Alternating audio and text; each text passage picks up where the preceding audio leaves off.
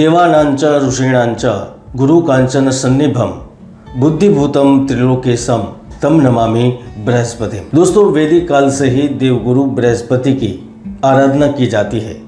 हमारे शास्त्रों में उल्लेख मिलता है कि एक समय था जब ऋषि मुनि और देवता सभी बृहस्पति को अपना गुरु मानते थे और उनकी ही आज्ञा से बड़े बड़े निर्णय लिया करते थे या फिर यज्ञ और शुभ कार्य किया करते थे।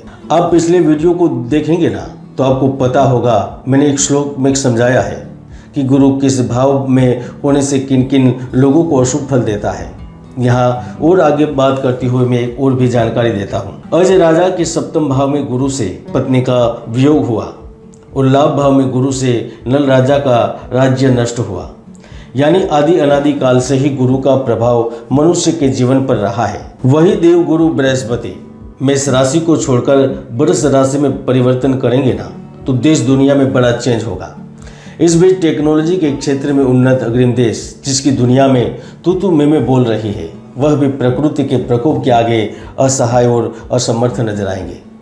भारत दुनिया के सबसे बड़ी अर्थव्यवस्था बनकर उभरेगा और अगले एक साल में भारत के भविष्य को लेकर भी एक बड़ा निर्णय लिया जाएगा। आपको लगता है कि मैं तो कर्क राशि का हूँ, मेरे राशि स्वामी तो चंद्र है, तो मुझ पर क्या प्रभाव होगा? सबसे बड़ा प्रभाव तो आप पर ही होगा ना, क्योंकि गुरु चंद्र का विशेष संबंध है।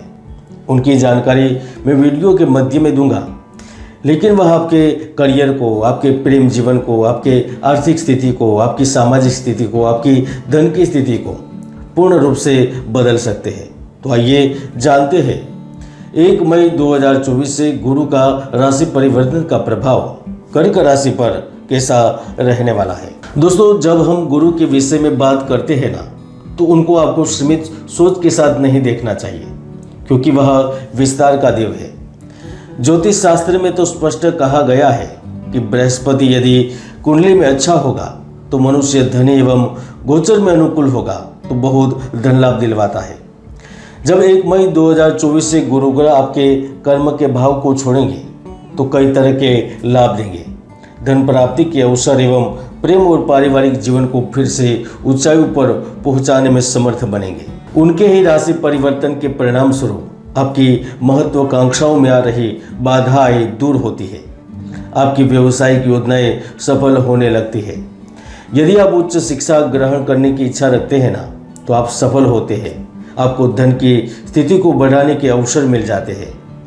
आप 50 साल के बाद का जीवन आराम से बिताने के लिए बारे में सोच रहे हैं या फिर प्रयत्न करते हैं ना तो वो सफल बनाते हैं।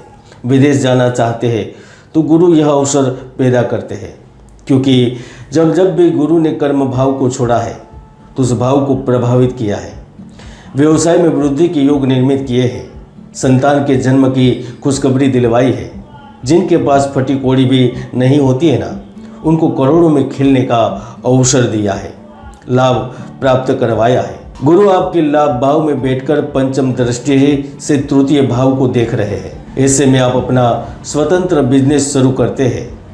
आपके पराक्रम में वृद्धि होने से आपके विचारों में उन्नति होती है, जिसके फलस्वरूप आप खुद का रास्ता बनाने में समर्थ रहते हैं। पार्टनरशिप छोड़कर स्वतंत्र बिजनेस शुरू करते हैं।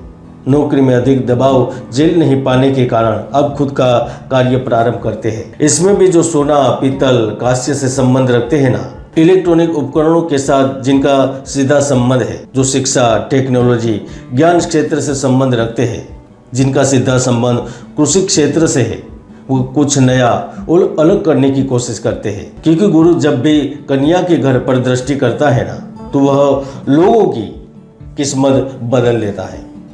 ऐसे में उनके फलस्वरूप व्यक्ति कुटुंब मित्र वर्ग में श्रेष्ठ धन कमाने वाला और राज्यमान्य व्यक्ति बन जाता है।